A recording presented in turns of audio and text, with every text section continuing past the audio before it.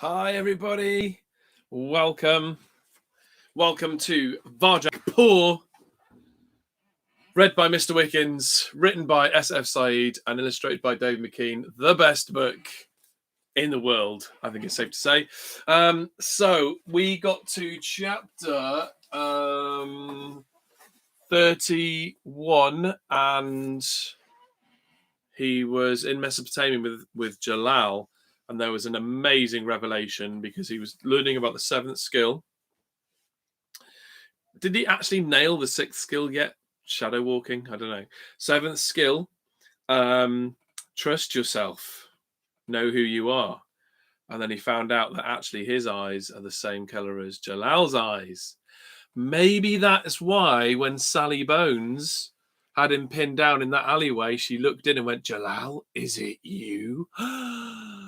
Maybe they look exactly the same, which makes him more of a Mesopotamian blue than any of his family anyway. Okay, chapter 32, here we go. Varjak awoke from his dream in the front room. It was still dark outside as he looked around. The family were gathered round him in a circle by the Contessa's empty armchair. His mind was like the sky after a storm. Everything was clear and sharp. He knew what he had to do. With one leap, he sprang onto the red velvet armchair. No one tried to stop him. Not father, not Julius. It was his. The power was his, and only he could decide what to do with it. Now, he said, I need the truth. Has anyone seen the Contessa since the gentleman came to the house? They all shook their heads. So unless we do something ourselves, we're at his mercy. How often is he here? He goes out a lot, said father. And the black cats, do they go with him? Varjak, you're head of the family, said Julius. I'm not disputing that, but why do you ask these questions? It's only going to cause trouble. Why can't you just accept things as they are? Because something's happening up there. Something bad. I'm going to find out what it is, and I'm going to get my friend back. And if I have to, I'm going to fight those black cats to do it. Whatever is going on up there, said Mother, it doesn't affect us, sweetheart. We're different. Varjak shook his head. We are not different. We are not special. We're cats, just the same as the others. They looked at him as if he'd gone mad. Didn't you hear what Holly said? She's right. Maybe not today. Maybe not tomorrow. But one day soon, the gentleman is coming for us too. His cats killed the elder paw to stop us leaving. He's got something special planned for us. I know he has. A murmur went round. They were thinking about it, but they weren't convinced yet. Even if you're right, said father, how can we fight those black cats? They're too strong. The elder paw fought them, said Varjak. They beat him, but he gave them a good fight first. A good fight. If we work together, we can do it. That's what I believe. Who's coming with me? He looked around the family circle. Mother, father, Aunt Junie looked away. Julius and Jasmine looked away. Jay, Jethro, and Jerome looked away. Varjak Paw was on his own again. All right, he said. If you change your minds, you know where to find me. He came down off the chair and marched out of the circle, out of the room, into the corridor. No one came with him. He didn't expect them to. It was all right. Like being in the city again. He had nothing to rely on but himself and the skills that Jalal had taught him. Nothing else. He slunk to the foot of the stairs. Holly was up there somewhere. And so were the gentleman's cats. How was he going to get past them? He needed to be invisible. He needed to have to shadow walk, the only skill he couldn't master. He took a deep breath. This time it had to work. There was no other way. He remembered his dreams. You must know yourself. Be sure of yourself before you can let go of yourself. Do you know who you are? Yes, I do. I'm Varjak Paw. Nothing more, nothing less. He relaxed, let go, and merged with the shadows at the foot of the stairs. The world flickered faintly around him.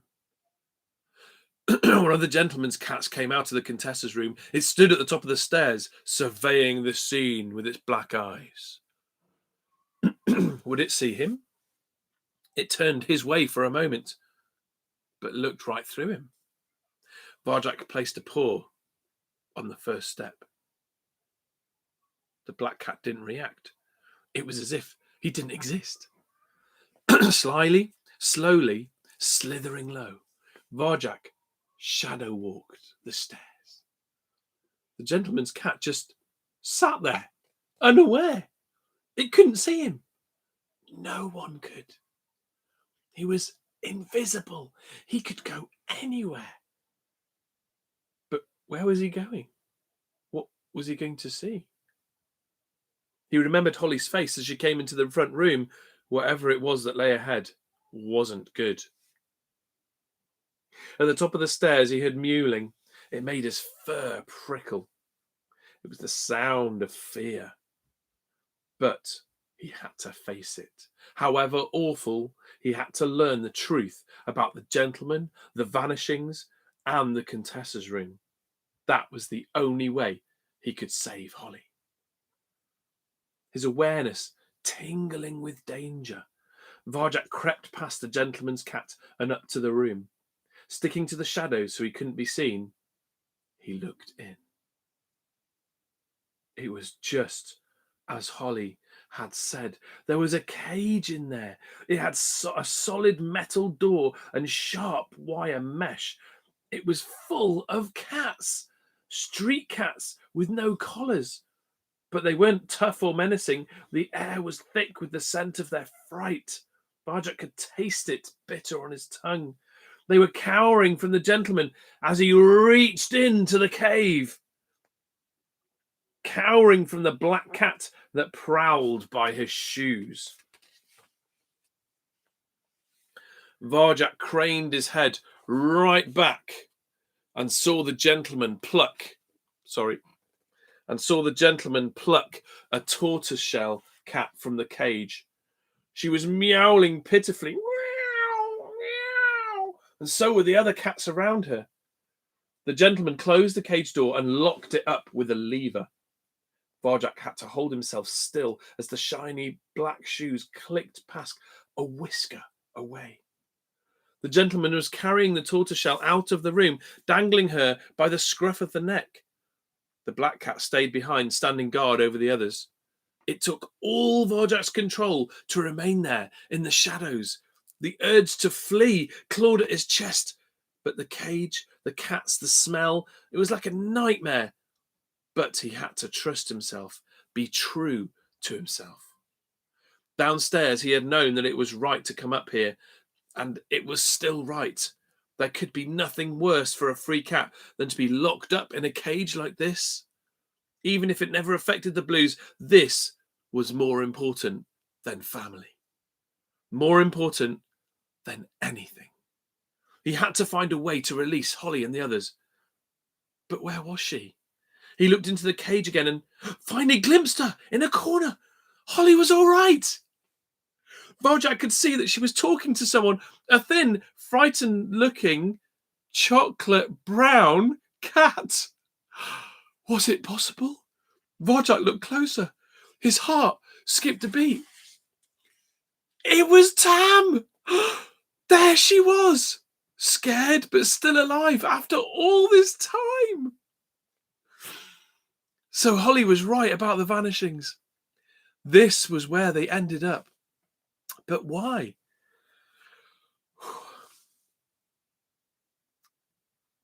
Where's he taking that tortoiseshell? Holly was asking Tam. What's he going to do with her? Tam shook her head. We don't know, but that's the end of her. Once he picks you, it's over. She shuddered. It doesn't take long, said another cat. In the shadows, Varjak's scalp prickled. What didn't take long? What was going on here? And why was his mouth so dry? Can't we get out of this cage? He heard Holly ask. You think we haven't tried? Said Tam. It only opens from the outside, and even if you could open it, how are you going to get past them? Those black cats are the ones who got us in here in the first place. Varjak felt cold. It was that strange sensation again, being watched by something not quite alive, not quite dead. He felt it downstairs when he met the black cat's eyes. What did it mean? It couldn't be coming from the black cat this time because it wasn't looking at him. Throat tightening, only just holding back the fear, Varjak followed his awareness, and now he saw where the sensation came from. It wasn't one gaze he felt, but many. There were other cats in the room, heaped up in a box. They didn't move, didn't talk, didn't breathe. He looked into their eyes. They were wide open, but they didn't blink. They weren't eyes at all. They were shiny, coloured glass with a black slash through the middle. Varjak's head began to spin. What was it Holly had said? They're not alive? No, they were just like the toys in the city, but turned off.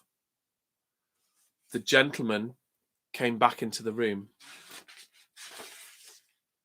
He was carrying the tortoiseshell cat, but it wasn't quite the same anymore. It had become totally still. It didn't move, didn't breathe, didn't blink its glassy eyes. It had a new collar tight around its neck. The gentleman touched the collar, and as it opened its mouth to speak, Varjak knew with awful, sickening certainty the words that it would say. I am very well, thank you, please, said the tortoiseshell in a hollow little voice. I am very well, thank you, please. Its smiling head nodded up and down, until the gentleman touched its collar again, and it was still once more. It was a toy cat now, like the others, a perfect, preserved, furry toy that seemed almost alive because it once was. So were the rest of them, every last one, not quite alive, not quite dead, not cats anymore, but toys. Varjak wanted to scream. This was wrong. He'd never seen anything so wrong. The gentleman placed the tortoiseshell carefully in the box and rifled through it, counting up his toys. Varjak turned his eyes away from the sight, and the cats in the cage began to howl. That's the end of chapter 32. I don't know what to say. Tam's alive. Holly's okay. But wow, that is sinister. There's some sinister things going on there. What do you think Varjak's going to do next? We'll have to find out tomorrow at 6:30. Join me then. And I'll see you then for chapter 33 of Varjak Paw. Good night. Keep the way alive.